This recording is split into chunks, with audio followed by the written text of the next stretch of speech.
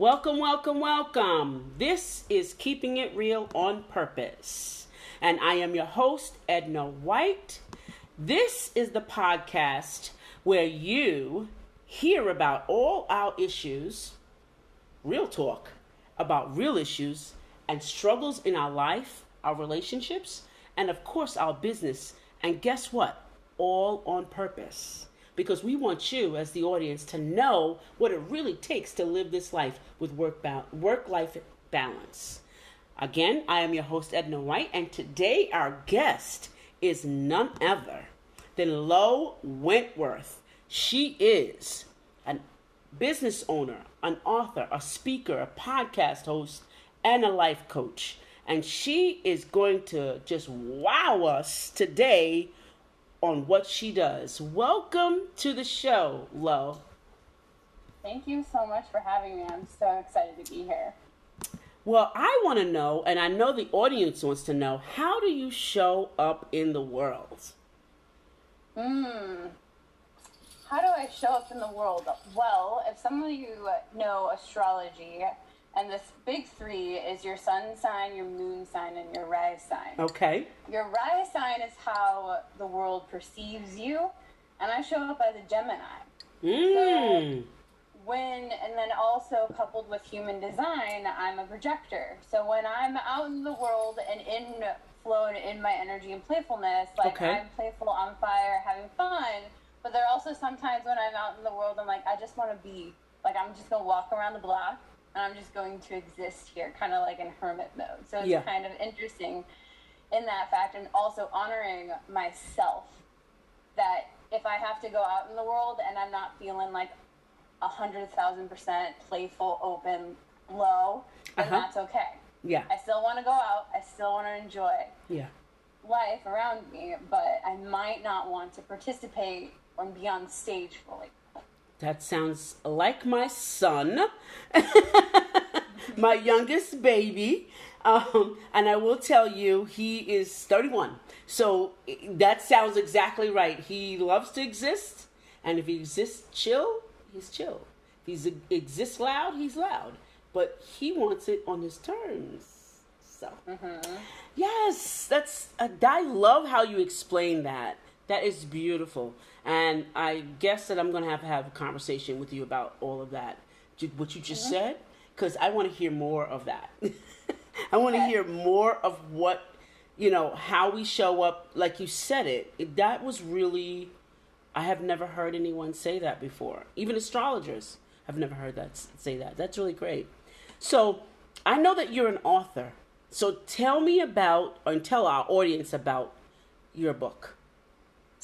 Well, I'm in the process of writing a book. So this year, I started reading a lot of romantic comedies, a lot of romance novels, period. They are on the smut side. And so I was going through that, and that helped me heal my relationship with myself and my body. Okay. I experienced sexual abuse young. And so that has been a challenge with me, with opening up to relationships across the board. Gotcha. Because it was like, I distrust my body, so how could I trust what my body was telling me when I'm around all these people and energies? Right.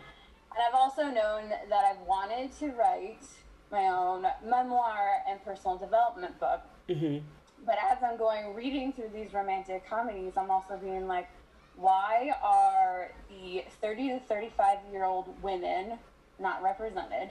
One. And two, this would be a perfect opportunity for someone to work through some of their issues with their relationship with their body and their intuition without reading a personal development book. Right. And so this has been cooking for a while, because when I went through yoga teacher training, we read a book that said how yoga worked. And it was a story. It wasn't a traditional, the instructional manual. It wasn't like this. It wasn't like I worked with my clients, I did this. It was going through and bringing it. So it was like you owned some of the aha moments that you realized with yourself. And so that's what I'm currently writing on. Wow, that sounds so good. I know how it is. I'm also a childhood sexual abuse survivor. So I know how that is about, owning your own body, owning your own space even, and being your own self, figuring out all of that. So this is going to be really good. I can't wait to get a copy of that, to hear about how this transpires, how your story transpires. I really like that. So tell us, as you developed in your writing this book, you talked about childhood sexual abuse. What's one thing that you kind of want to put in the book to share with your audience? Really what the reclaiming process is. Okay. And it's the reclaiming of your body, it's the reclaiming and healing the relationship with yourself. Got and it. really being kind of honest with it, not sugarcoating it and being like, oh, I went to therapy and then I'm fine now. It's like, no, like the thought being. Like, for example, I don't sleep very well at night, especially if the door is open. Right. The door needs to be closed because that is a survival mechanism I created when I was young. Yep. So it's just going through and giving those specific examples, but then also showing, well, how do we rewire that? Yeah. How do we retake that so in the future I'm okay with sleeping with the door open because it's not survival. Right. It's not triggering me in that fight or flight mode. Right. And that's really important. I like what you said, because we do take a lot of habits that we survive on, and we've, I know for myself, I have that same habit, keep, the door's got to be shut, and if I hear a noise, I'm up. If I hear a creaking or something, I'm up. I'm like, my eyes pop open like immediately. So it's unlearning that, and that's really good. I like that part that you shared. That's really good because I've met a lot of people who've written books, about their recovery. I don't want to say they're thriving or their process to thrive from a survivor. And I rarely see what it takes to come out of that, what changes you have to make. I hear the triggers, all that stuff that kind of triggers all of us that read it, but I don't hear or I don't read the fact that the solution, this is what I did to change this step by step by step. And that's important. Even as a life coach now. So now as a life coach, are you taking that same method or system or process to your life coaching? Okay. Can you tell us how that looks?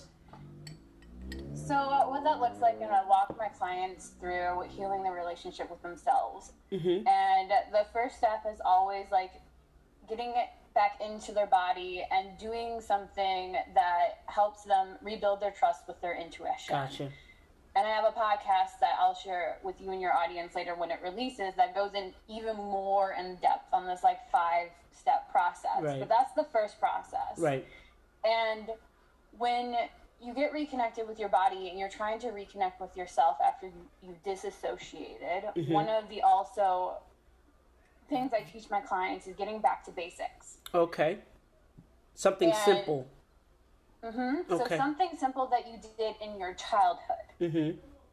So for me, an example, while I was in law school, I realized just how disconnected I was. And I sat back and I was just like, well, what did I do growing up? Because growing up wasn't that great for me. And I know I had different things that helped me get through it. Well, I had basketball. So, all right, something athletic, working out. I was working out. It still wasn't completely there. I still wasn't completely whole enough yet. Yeah. And then I realized, what else did I do? And there's a rule in our household growing up that my mom had that was, if we did anything athletic, we also had to do something on the art side. Yeah. So that included band, choir, and then eventually I negotiated to have art class. And so since I had that, I had these two different polar opposites. It was art and then athletics. Right. So then I just brought art back in. And I was either coloring or getting a bunch of paint and canvas and just doing a bunch of abstract stuff. And I noticed when I had that balance, then I was feeling more myself and whole enough again. Right. So that's what getting back to basics is you're taking something from your childhood and you're bringing it back to your life as an adult. Okay. Yeah, I'm a firm believer in those two things matter. You know, whatever happened with your inner child, your smaller child, is actually acting out in your adulthood. So I'm a firm believer in that, and I often teach about that. That's very important to go back to. And funny you said that, because I have a granddaughter who's 6, and so she loves, dancing around. And so we have a trade-off when she comes here. It's like, you can do this, but I want you to do this. So she always has to draw for me. She always has to give me some, beautiful pictures, and put on her creativity hat. And she loves it. Now she thinks she's the chef. She'll say, I'll cook. She's only 6. And I'll cook. She wants to make the macaroni. Show me how to do it. Show me how to do this. So she's in that creative mode that I love. And that's important, would you say, as a child, so as an adult, right? Yes. Mm-hmm. I mean, we never really truly grow up. When Absolutely the pandemic not. first happened, I moved back from the Philadelphia area to Iowa because I had space. There was a lot more space here, a lot less people, and all of that condensed energy for me. And I was at my grandparents' house, and I took advantage of that the whole time. I asked questions just about random things. And one of them was, to my grandmother, I go, when do you actually feel like an adult? Like, when do you feel like you've grown up? Oh. Mind you, she is somewhere in her 70s. Okay. She doesn't like it when people know her actual number. And she goes, I still don't know. So internally, I'm like, well, crap. If my grandma, who is a major role model in my life, who I actually think as an adult doesn't even feel like she's grown up yet, and she's helped raise children and grandchildren, well, then I'm screwed, and whatever. We'll just go on. Then I'm screwed. Yep. And so that's when I really started with, like, the inner child work and bringing that in. How I talked about earlier, like, when I'm on stage, I'm very playful, and that comes from my inner child. And I feel whole enough when I'm also doing the playfulness and bringing that into my life, instead of being like in hermit mode, being like, I'm here just existing. Yeah. I like that you said we never grow up, because I feel the same way. The longing that we normally have in our lives, like we'll say, I don't know what to do. Like I hear clients, and now I know what it is because you just said it. I hear clients say to me, Edna, I'm retiring from this job for 24 years, but I don't know my purpose. And I'm like, okay. And I'm like, so now I know what it is. It's the longing that you have never grown up. And that tells me now, what have you done creatively? Well, I've only focused on my job. Like I said, what do you like to do? I forgot. They usually say I forgot. Like I really put it to the back burner, and I don't even know if I could do it anymore. So I was like, I think you could, because I've tried everything that I had put on the back burner. I put it on the front burner and did it. So I was like, oh, I did that. Okay, good.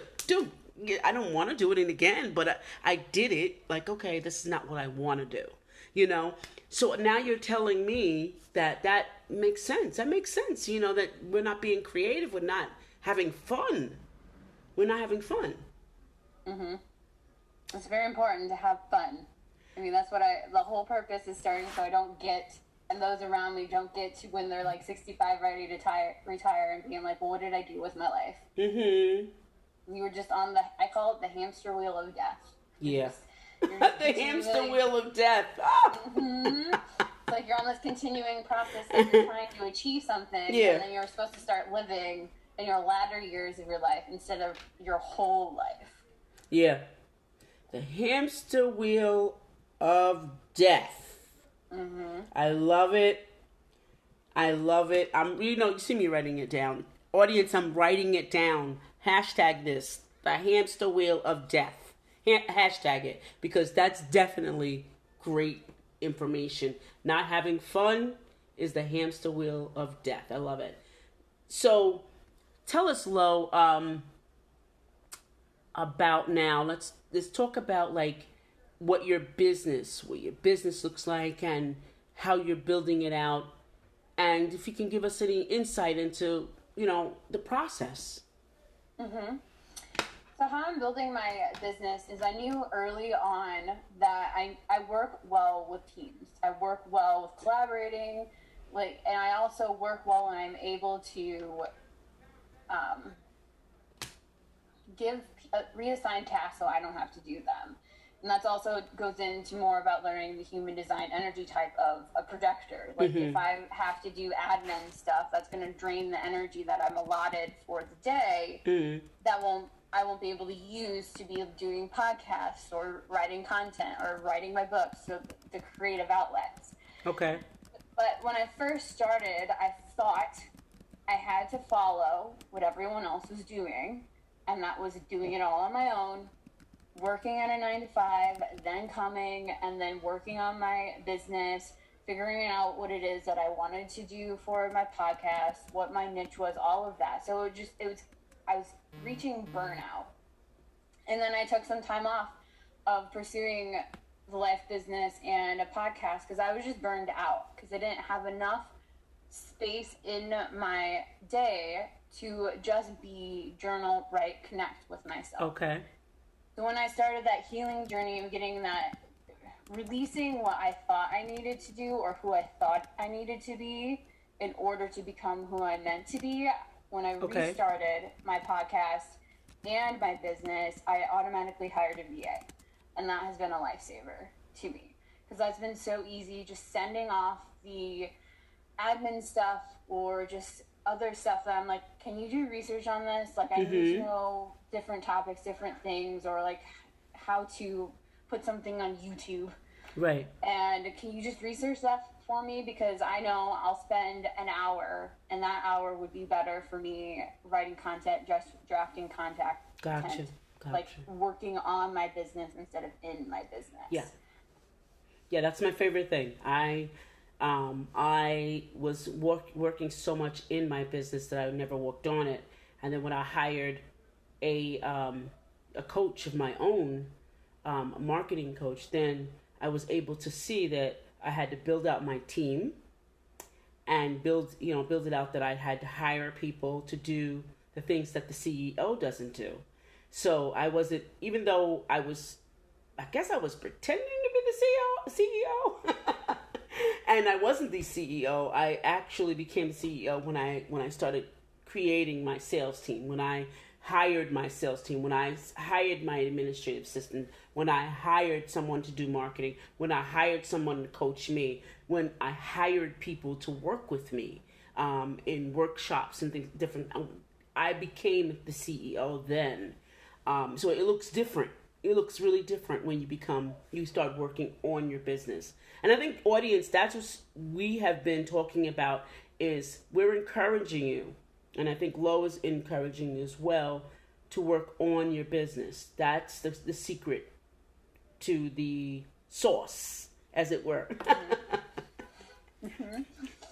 Yes, it's giving out those assignments, those projects, or whatever you need so that you can work on your business and actually do what you love. Right. Instead of feeling like you're just getting the quote-unquote shit sandwich, as Elizabeth Gilbert and Big Magic says all the time.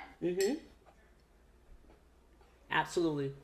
That sandwich doesn't taste good at all after a while.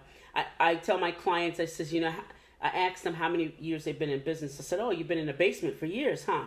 And they're like, what? I was like, you have the foundation. You've been walking around in the foundation for a long time, but there's no house built. So you have no doors, no windows, no, framework, no nothing. You have no walls, no nothing, because you're not working on your house. You're working in it. So you're in the basement.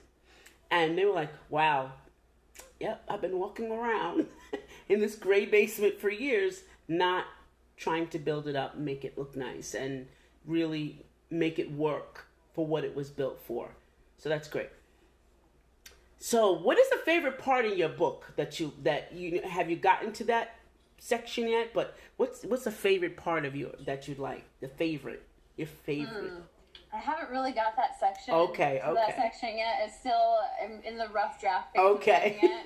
Okay. I'm really enjoying the process because and also because writing has always been easy for me. Yeah. It's always been that space where I could express myself, and no matter what was going on. Right. I didn't necessarily have a journal growing up, but in English class, like any assignment we got was literally, I put my emotions into it and just released it. Like there was this one poem I had one time, I remember it, in 8th grade, and the night before it was due, or the day before it was due, I got severely bullied about my body.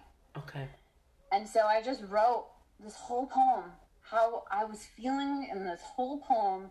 Like it was not a fun poem to read, but it was great to get my emotions out, and afterwards I was fine. Yeah. Little did I know, when I showed up into that class, that teacher that day decided that we were all just going to read our poems. And I'm sitting here not paying attention to anyone else's poem. Right. Although I feel bad for the guy who had to go after me, because I'm like, we're not ending on this depressive note. There's no way we're doing that. So I read the poem. The whole room got silent. I didn't even look at my teacher when I handed the poem in, because I would have cried. And I noticed a shift after that, because and how my classmates were treating me. They weren't. The bullying had less. Right. For a while. I mean, I've been different my whole life. Like, that's a whole nother podcast, and navigating what I call being the black sheep. Yeah. But it was also interesting, because then some of them will come up to me and just be like, really, you felt that way? Like, yeah, I felt that way. And some would be like, well, I felt that way too. I'm like, yes. Middle school is not easy, so why are we crapping on each other the whole time? It's true. It's true. Yeah, that's a whole nother trauma stage there, the black sheep, and then now middle school. That's a whole nother drama. Drama. You know, it really is. It really is. So, yeah, I could see that being, you know, part of what you do. And I could see that in your book a little bit. I could see that. So, now, how can we find you? How can our audience find you on social media? Yeah, so on Instagram, my handle is _naked_life_co. Okay. And then I also have a podcast called The Naked Life. Okay. And the tagline is, where stripping becomes a way of life. And that's where we're taking the advice of Shrek, and we're stripping away the layers of the onion to get to the core of who you are. I like it. And what that looks like, and how to navigate that process, instead of being you know, the example I just gave in a podcast that was released about when you forgive someone, when you say, like, I forgive Sally, in your body, it doesn't feel great. It feels wrong, because you're still angry, but yet you desire to forgive Sally. Right. So it's a phrase that will support you in your journey of forgiving Sally, but also honors where you're at. Right. And it's like, I'm willing to forgive Sally. Right.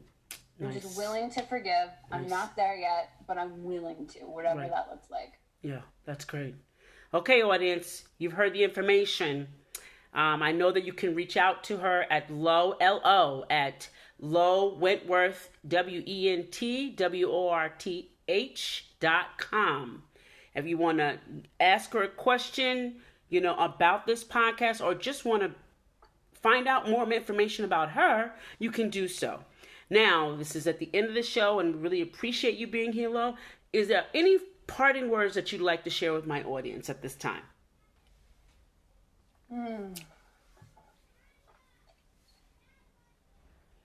What comes up is always trust yourself. Yeah. No matter how hard it is, just always trust yourself.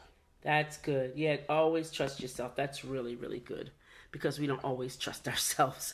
We don't always know what to trust. And that brings us to the end of the show. Thanks for listening, our audience. If you enjoyed this podcast and you'd like to help support the podcast, please share it with others, post it about on social media, or leave a rating or a review.